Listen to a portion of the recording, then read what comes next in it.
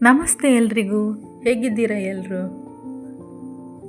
Welcome back our YouTube channel ಲಿನ್ನುಗಾನು world. ಅನುಮಾನದ ನೆರಳು ಕಾದಂಬರಿಗೆ ನಿಮಗೆಲ್ಲರಿಗೂ ಸ್ವಾಗತ, ಸುಸ್ವಾಗತ. ಅನುಮಾನದ ನೆರಳು ಕಾದಂಬರಿಯ ಮುಂದುವರಿದ ಕಥೆ. ಗೀತಾ ಲಕ್ಷ್ಮಿಯ ಪಕ್ಕದಲ್ಲಿ ಕುಳಿತು ನಿಧಾನವಾಗಿ ಮಾತು ಆರಂಭಿಸಿದಳು. ಲಕ್ಷ್ಮಿ, ನಾನು ಹೇಳಲಿರುವ ಹುಡುಗನನ್ನು ಒಮ್ಮೆ ನೋಡಿದರೆ ನಿನಗೂ ಇಷ್ಟವಾಗಬಹುದು. ಹುಡುಗ ನೋಡಲು ತುಂಬ ಚೆನ್ನಾಗಿದ್ದಾನೆ, ಒಳ್ಳೆಯ ಆರೋಗ್ಯವಂತ, ಯಾವ ದುರಭ್ಯಾಸವೂ ಇಲ್ಲ. ಈಗ ಅವನಿಗೆ 34 ವರ್ಷ, ಆದರೂ ಇನ್ನೂ ಮದುವೆಯಾಗಿಲ್ಲ. ಲಕ್ಷ್ಮಿ ಆಶ್ಚರ್ಯದಿಂದ ಗೀತಾಳತ್ತ ನೋಡಿದಳು.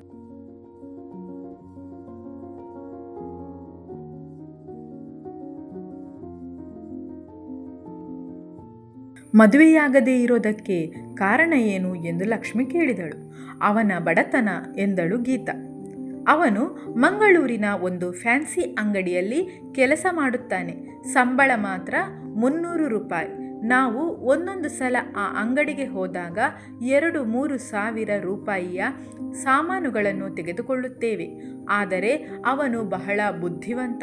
ಶಾಲೆಯಲ್ಲಿ ಓದಲು ಅವನಿಗೆ ತುಂಬ ಕಷ್ಟವಾಗಿತ್ತು. ವಿದ್ಯಾಭ್ಯಾಸ ಹೆಚ್ಚು ಇಲ್ಲ, ಆದರೆ ವ್ಯವಹಾರ ಮಾಡುವ ಬುದ್ಧಿ ಮಾತ್ರ ಅದ್ಭುತವಾಗಿದೆ. ಗೀತಾಳ ಮಾತನ್ನು ಲಕ್ಷ್ಮಿ ಮೌನವಾಗಿ ಕೇಳುತ್ತಿದ್ದಳು. ನೀನು ಅವನ ಹೆಸರಿನಲ್ಲಿ ಒಂದು ಅಂಗಡಿ ತೆರೆದುಕೊಟ್ಟರೆ ಸಾಕು. 10 ವರ್ಷಗಳಲ್ಲಿ ಅವನು ಲಕ್ಷಾಧೀಶನಾಗುವಷ್ಟು ಬುದ್ಧಿವಂತಿಕೆ ಅವನಲ್ಲಿದೆ. ಅವನಿಗೆ ಒಳ್ಳೆಯ ನ್ಯಾಕು ಇದೆ, ಅದೃಷ್ಟ ಮಾತ್ರ ಇಲ್ಲ. ಹಾಗಾದರೆ ಅವನಿಗೆ ಮದುವೆಯಾಗಲು ಹುಡುಗಿ ಸಿಗಲಿಲ್ಲವೇ ಎಂದು ಲಕ್ಷ್ಮಿ ಕೇಳಿದಳು. ಬಡತನದ ಹುಡುಗಿ ಸಿಗಬಹುದು, ಆದರೆ ಅವನು ಚಿಕ್ಕಂದಿನಿಂದ ತನ್ನ ತಂದೆ ತಾಯಿಯ ಬಡತನವನ್ನು ಕಣ್ಣಾರೆ ನೋಡಿದ್ದಾನೆ. ಒಬ್ಬ ಬಡ ಹುಡುಗಿಯನ್ನು ಮದುವೆಯಾಗಿ ಅವಳಿಗೂ ಇದೇ ಕಷ್ಟವನ್ನು ಕೊಡೋದಕ್ಕಿಂತ ಬ್ರಹ್ಮಚಾರಿಯಾಗಿಯೇ ಇರೋದು ಮೇಲು ಅಂತ ಅವನಿಗೆ ಅನಿಸುತ್ತದೆ. ಗೀತಾ ಸ್ವಲ್ಪ ನಿಟ್ಟುಸಿರು ಬಿಟ್ಟಳು. ಅವನಿಗೆ ಸೋದರ ಮಾವ ಮತ್ತು ಸೋದರತ್ತೆ ಮಾತ್ರ ಇದ್ದಾರೆ. ಅವರಿಗೆ 5 ಜನ ಹೆಣ್ಣು ಮಕ್ಕಳು. ಅವರಲ್ಲಿ ಯಾರನ್ನಾದರೂ ರಾಜುವಿಗೆ ಮದುವೆ ಮಾಡಿಕೊಡಲು ಅವರು ಸಿದ್ಧರಾಗಿದ್ದಾರೆ. ಆದರೆ ರಾಜು ಒಪ್ಪುತ್ತಿಲ್ಲ. ಅವನ ಸ್ವಂತ ಊರು ಉಡುಪಿ. ಅವನ ಸೋದರ ಮಾವ ಅಲ್ಲಿನ ಯಾವುದೋ ಹೋಟೆಲ್ನಲ್ಲಿ ಅಂಗಡಿ ಕೆಲಸ ಮಾಡುತ್ತಾರೆ. ಅವರೂ ತುಂಬ ಬಡವರು. ಲಕ್ಷ್ಮಿ ಸ್ವಲ್ಪ ಬೇಸರದಿಂದ, ಗೀತಾ, ನೀನು ನನಗೆ ಇಂಥ ಹುಡುಗನನ್ನು ಮದುವೆಯಾಗುವಂತೆ ಸಲಹೆ ಕೊಡುತ್ತಿದ್ದೀಯಾ ಎಂದು ಕೇಳಿದಳು. ಗೀತಾ ಹೆದರಲಿಲ್ಲ. ಹೌದು ಲಕ್ಷ್ಮಿ, ಹಿತೈಷಿಯಾಗಿ ನಿನಗೆ ಅದೇ ಸಲಹೆ ಕೊಡುತ್ತಿದ್ದೇನೆ. ಲಕ್ಷ್ಮಿ ಅವಳ ಮುಖವನ್ನೇ ನೋಡುತ್ತಾ ಕುಳಿತಳು. ನಿನಗೆ ಒಳ್ಳೆಯ ಸಂಬಳವಿದೆ, ಬಾಡಿಗೆ ಮನೆಯೊಂದರಿಂದ ಆದಾಯವೂ ಬರುತ್ತದೆ. ನಾಳೆ ನೀನು ಗಳಿಸಿದ ಹಣ, ಆಸ್ತಿ ಎಲ್ಲವೂ ಯಾರಿಗೆ? ಅಣ್ಣನ ಮಕ್ಕಳಿಗಾಗಿ ಮಾಡುತ್ತಾ ಹೋದರೆ ನಿನ್ನ ಜೀವನಕ್ಕೆ ಏನು ಉಳಿಯುತ್ತದೆ? ಗೀತಾಳ ಮಾತುಗಳು ಲಕ್ಷ್ಮಿಯ ಮನಸ್ಸನ್ನು ತಟ್ಟತೊಡಗಿದವು. ಈ ಹುಡುಗ ಬಡವ ಅನ್ನೋದು ಬಿಟ್ಟರೆ ಅವನಲ್ಲಿ ಬೇರೆ ಏನೂ ತೊಂದರೆ ಇಲ್ಲ.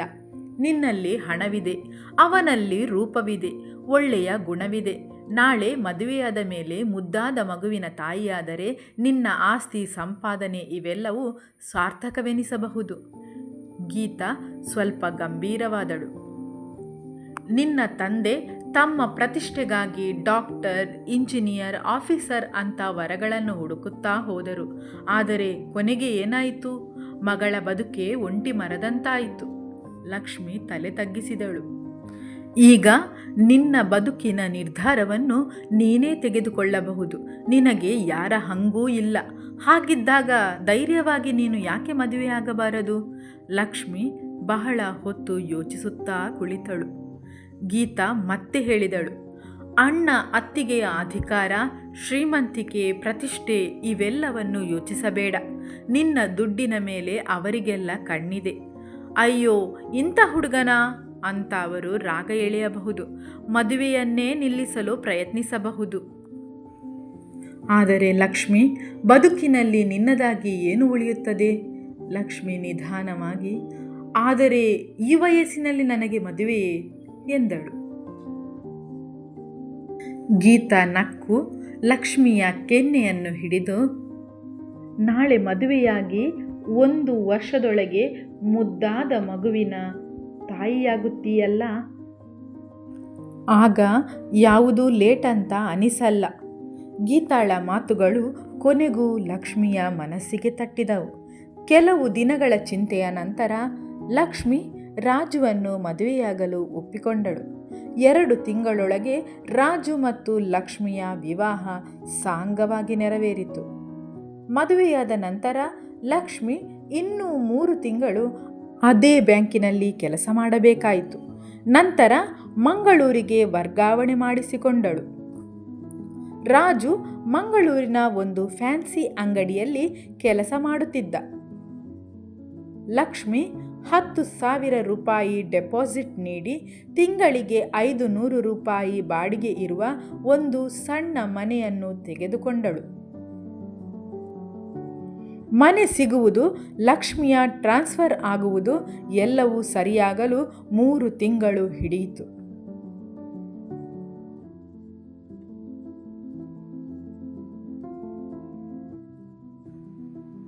ಕೊನೆಗೂ ಆ ದಿನ ಬಂದೇ ಬಿಟ್ಟಿತು. ರಾಜು ಮತ್ತು ಲಕ್ಷ್ಮಿ ಮಂಗಳೂರಿನಲ್ಲಿ ತಮ್ಮ ಹೊಸ ಸಂಸಾರವನ್ನು ಆರಂಭಿಸಲು ಹೊರಟರು. ಲಕ್ಷ್ಮಿಯ ಅಣ್ಣ ಮತ್ತು ಅತ್ತಿಗೆ ಮನಸ್ಸಿಲ್ಲದಿದ್ದರೂ ವಧುವರರಿಗೆ ದಾರಿ ಬಿಟ್ಟುಕೊಟ್ಟರು. ಇತ್ತ ರಾಜುವಿನ ಸೋದರ ಮಾವ ಬೇಸರದಿಂದ ಮದುವೆ ಮಂಟಪದಲ್ಲಿ ಕುಳಿತು ಕನ್ಯಾದಾನವನ್ನು ನೆರವೇರಿಸಿದರು. ಅವರ ಮನೆಯಲ್ಲಿ ಸಾಲಾಗಿ 5 ಹೆಣ್ಣು ಮಕ್ಕಳು.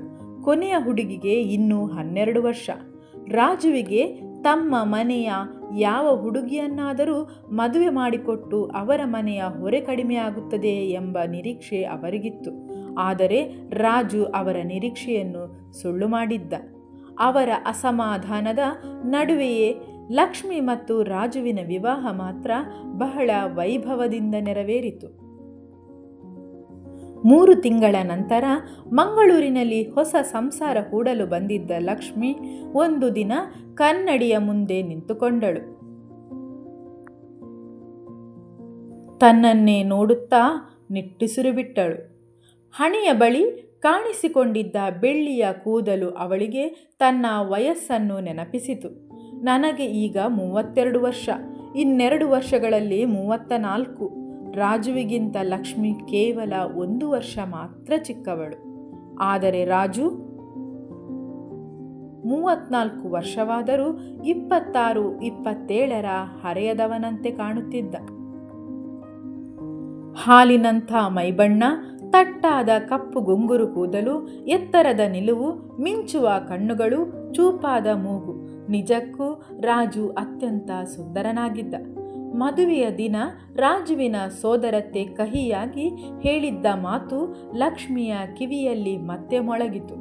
ಹುಡುಗಿಯ ಕೂದಲು ನೆರೆತು ಮುಖದಲ್ಲಿ ಸುಕ್ಕು ಬಿದ್ದಿದೆ. ಸದ್ಯ ಹಲ್ಲು ಒಂದು ಬಿದ್ದಿಲ್ಲ. ನಮ್ಮ ರಾಜುವಿನ ಪುಣ್ಯ. ಆ ಮಾತು ಲಕ್ಷ್ಮಿಯ ಮನಸ್ಸಿಗೆ ತುಂಬ ನೋವುಂಟು ಮಾಡಿತ್ತು. ಮದುವೆಯ ಮೊದಲ ರಾತ್ರಿ ಅವಳು ಆ ಮಾತನ್ನು ರಾಜುವಿಗೆ ಹೇಳಿದಳು. ರಾಜು ಮೆಲ್ಲನೆ ನಕ್ಕ. ಇರಲಿ ಬಿಡು ಚಿನ್ನ, ಅವರ ಮಕ್ಕಳನ್ನು ನನಗೆ ಮದುವೆ ಮಾಡಿಕೊಡಲಾಗಲಿಲ್ಲ ಅನ್ನೋ ಕೋಪಕ್ಕೆ ಹಾಗೆ ಹೇಳಿದ್ದಾರೆ ಎಂದು ಹೇಳಿ ಲಕ್ಷ್ಮಿಯ ಕೈಗೆ ಮುತ್ತಿಟ್ಟು, ನೀನು ನನ್ನ ಭಾಗ್ಯದ ಲಕ್ಷ್ಮಿ ಎಂದನು. ರಾಜುವಿನ ಆ ಮಾತು ಕೇಳಿ ಲಕ್ಷ್ಮಿಯ ಮನಸ್ಸು ಕರಗಿತು. ಆದರೆ ರಾಜುವಿನ ಪ್ರೀತಿ ಎಷ್ಟೇ ನಿಜವಾಗಿದ್ದರೂ ಲಕ್ಷ್ಮಿಯ ಮನಸ್ಸಿನಲ್ಲಿದ್ದ ಒಂದು ಮುಜುಗರ ಮಾತ್ರ ಹೋಗಲಿಲ್ಲ. ತನ್ನ ವಯಸ್ಸು, ತನ್ನ ರೂಪ, ಮುಖದಲ್ಲಿ ಕಾಣಿಸುತ್ತಿದ್ದ ಬದಲಾವಣೆ ಇವೆಲ್ಲವೂ ಅವಳ ನೆನಪಿಗೆ ಬರುತ್ತಿದ್ದವು. ರಾಜು ಪ್ರೀತಿಯಿಂದ ಅವಳನ್ನು ಹತ್ತಿರಕ್ಕೆ ಕರೆದಾಗಲೆಲ್ಲ ಲಕ್ಷ್ಮಿ ತಕ್ಷಣ ದೀಪವನ್ನು ಆರಿಸಿಬಿಡುತ್ತಿದ್ದಳು. ಆ ದಿನ ಮಧ್ಯಾಹ್ನ ರಾಜು ಅವಳನ್ನು ತಬ್ಬಿಕೊಂಡಾಗ ಅವಳು ಅವನ ಭಾವನೆಗಳಿಗೆ ಸ್ವಲ್ಪ ಸಹಕರಿಸಿದ್ದಳು. ಆದರೆ ತನ್ನ ಸಂಪೂರ್ಣ ಮನಸ್ಸನ್ನು ಇನ್ನೂ ಅವನಿಗೆ ನೀಡಿರಲಿಲ್ಲ. ರಾಜು ಮಾತ್ರ ಅವಳನ್ನು ಪಡೆದ ಸಂತೋಷದಲ್ಲಿಯೇ ಮುಳುಗಿದ್ದ. ಆದರೆ ಲಕ್ಷ್ಮಿಯ ಮನಸ್ಸಿನಲ್ಲಿ ಮಾತ್ರ ಒಂದೇ ಪ್ರಶ್ನೆ ಕಾಡುತ್ತಿತ್ತು. ರಾಜುವಿನ ಪ್ರೀತಿ ನಿಜವೇ ಅಥವಾ ಕೃತಕವೇ? ಅಥವಾ ಅವನಿಗೆ ಹೆಣ್ಣಿನ ಸೌಂದರ್ಯದ ಪರಿಚಯವೇ ಇಲ್ಲವೇ? ಅವಳು ಯೋಚಿಸುತ್ತಿದ್ದಳು. ರಾಜುವಿನ ಸೋದರ ಮಾವನ 5 ಹೆಣ್ಣು ಮಕ್ಕಳು ಉಡುಪಿಯ ಬ್ರಾಹ್ಮಣ ಕುಟುಂಬದ ಚೆಲುವೆಯರು. ಹಾಲಿನಂಥ ಮೈಬಣ್ಣ, ನೀಳವಾದ ಮೂಗು, ಕಪ್ಪು ಕಣ್ಣುಗಳು, ಬಡತನದ ಹೊದಿಕೆ ಹೊತ್ತ ಬಂಗಾರದ ಬೊಂಬೆಗಳಂತಿದ್ದರು. ಹಾಗಿದ್ದರೂ ರಾಜು ಅವರನ್ನು ಮದುವೆಯಾಗಲು ಒಪ್ಪಿರಲಿಲ್ಲ. ಏಕೆ?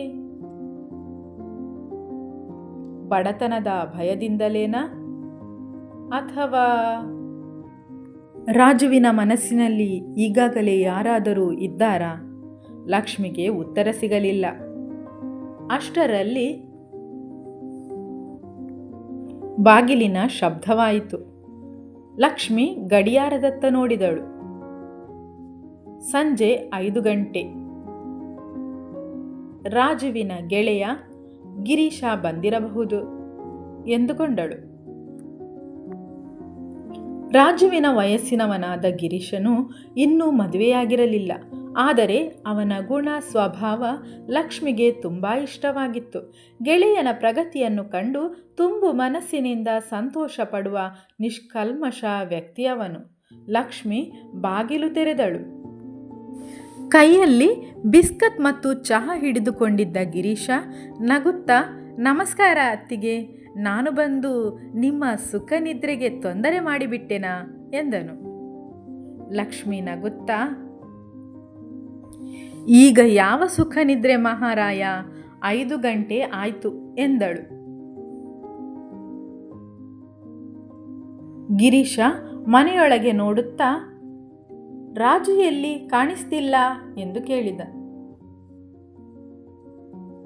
ಗೆಳೆಯನ ಧ್ವನಿ ಕೇಳುತ್ತಿದ್ದಂತೆಯೇ ರಾಜು ಎದ್ದು ಹೊರಗೆ ಬಂದ.